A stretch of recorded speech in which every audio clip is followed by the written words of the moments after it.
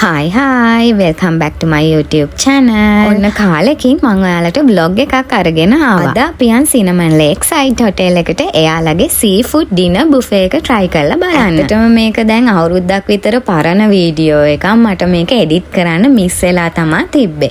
මුලින්ම එහෙනම් අපි යන් buffet tour එකක්. මේ තියෙන්නේ එයාලගේ salad corner එක. මෙතන එක ජාතියේ හදපු salad තිබ්බා. ඒ වගේම අපිට හදා ගන්න salads උත් තිබ්බා. salad dressing වර්ගත් ගොඩාක් තිබ්බා. මේ තියෙන යාලගේ කෝල් කට්ස් ඒරියා එක. මේකෙත් එක ජාතියේ මීට්ස් වර්ග ගොඩාරියක් තිබ්බා. මේක යාලගේ සීෆුඩ් බුෆේ එකක් හින්දා වැඩිපුරම තිබ්බේ සීෆුඩ් අයිටම්ස්. ඒ වගේම ක්‍රැකර්ස්, නට්ස්, ෂූටර්ස්, චීස් වගේ ජාති ගොඩාරියක් යාලගේ බුෆේ එකට ඉන්ක්ලූඩ් කරලා තිබ්බා. ඇත්තටම මේ ටික දකිද්දි හරිම ආසයි. මොකද යාලගේ ඩිස්ප්ලේ කරලා තිබ්බ විදිය හරිම ඇට්‍රැක්ටිව්. ඊළඟට තියෙන්නේ මේ යාලගේ සුප් ඇන්ඩ් බ්‍රෙඩ් කෝනර් එක. මෙතන සුප් වර්ග දෙකක් විතර තිබ්බා. මට දැන් නම් මතක නෑ තිබ්බේ මොනවාද කියලා. ඒ වගේම ලොකු බ්‍රෙඩ් කෝඩ් එකක් තිබ්බා. බ්‍රෙඩ් වෙරයිටි ගොඩාක්. තව මෙයාලගේ සීෆුඩ් කෝනර් එකේ ෆ්‍රෙෂ් ඔයිස්ටර් එහෙමත් තිබ්බා. ගොඩාක් බුෆේ වල ෆ්‍රෙෂ් ඔයිස්ටර් හම්බෙන්නේ නෑ. හැබැයි මේකේ ඒවා තිබ්බා. මේ තියෙන්නේ මම සර්ව් කරගෙන ආපු මගේ ප්ලේට්ස් ටික.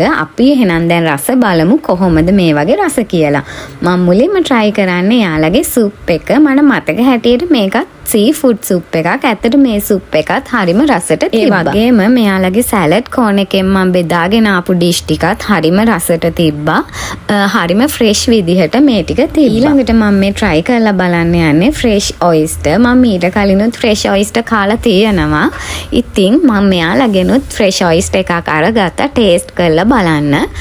මුලින්ම අපි ඒකට ලයිම් දාලා ඊට පස්සේ අර ටොබැස්කෝ සෝස් එක එහෙම දාලා තමයි try කරන්නේ. මම මේකට ටොබැස්කෝ සෝස් එක already දාගෙන ආවේ. මම දැන් එයාලගේ ලයිම් දාලා මේක කාලා බලන්න තමයි හදන්නේ. මම මේ වීඩියෝ එක එඩිට් කරද්දි තමයි දැක්කේ මම ඒක කන ක්ලිප් එක වීඩියෝ වෙලා නෑ කියලා.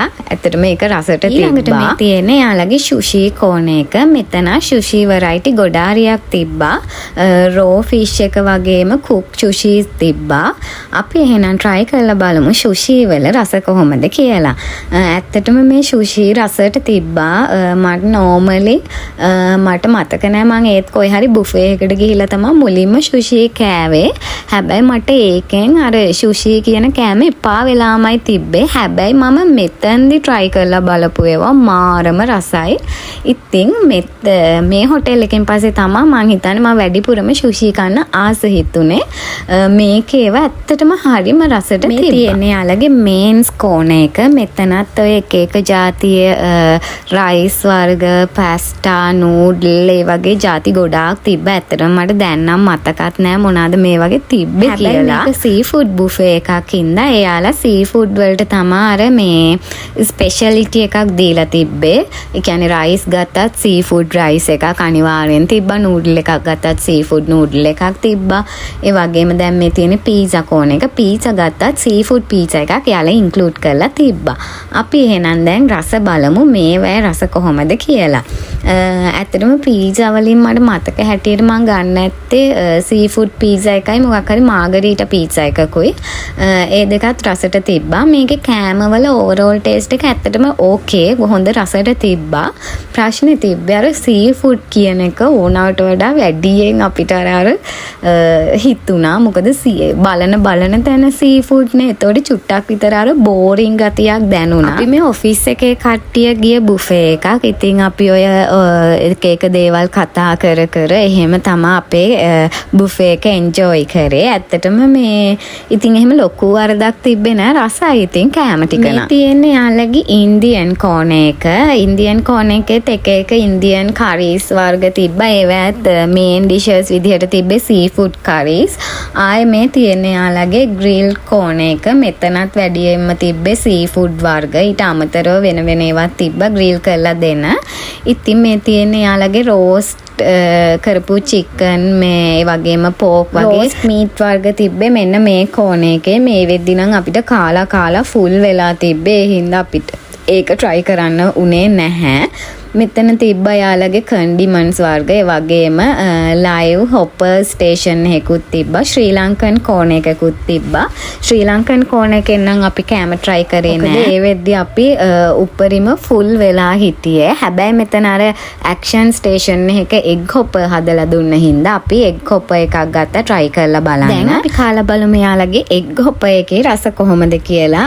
අපි ඉල්ලගත්තේ වැඩිය කුක් කරන්න නැතුව එග් යෝක් එක. ඉතින් මේ එයාලගේ ෂූටර්ස් උත් අරගෙන බැලුවා. ඒවත් හොඳ රසට තිබ්බා. එග් හොපර් එකත් අපි ආස විදිහට දීලා තිබ්බා. ඒක අපි කන්න ලුණු මිරිස් තමයි අරගත්තේ. අපි ඔතනින් නැවැත්තුවා මේන්ස් කන එක. මොකද ඒ වෙද්දි අපි ෆුල් වෙලා තිබ්බේ. ඊළඟට අපි යන් ඩෙසර්ට් කෝන් එකට මොනවාද තිබ්බේ බලන්න. ඩෙසර්ට් කෝන් එකෙත් එක එක ඩෙසර්ට් වෙරයිටි ගොඩාරියක් තිබ්බා. ෆ්‍රෙෂ් කට් ෆෘට් තිබ්බා. තව පුඩින් වර්ග, කේක් වර්ග, අයිස්ක්‍රීම්, වටලප්පන් ඔය වගේ එක එක ජාතියේ ඩෙසර්ට් අයිටම් තිබ්බා. ඒකෙනුත් අපි කට්ටියම බෙදාගෙන ආවා try කරලා බලන්න. මොකද ඒ වෙද්දි අපිට හැම එකම කන්න පුළුවන් කමක් තිබ්බේ නැහැ. ඒ හින්දා කට්ටියම බෙදාගෙන ආවා try කරලා බලමු කියලා. ඩෙසර්ට් ජාති නම් ගොඩාරියක් තිබ්බා. ෆුල් කේක් එක පිටිනුත් තිබ්බා. ඒ වගේම යාළගේ අයිස්ක්‍රීම්ස් තිබ්බා. මට මතක හැටියට ජාති 4ක් විතර.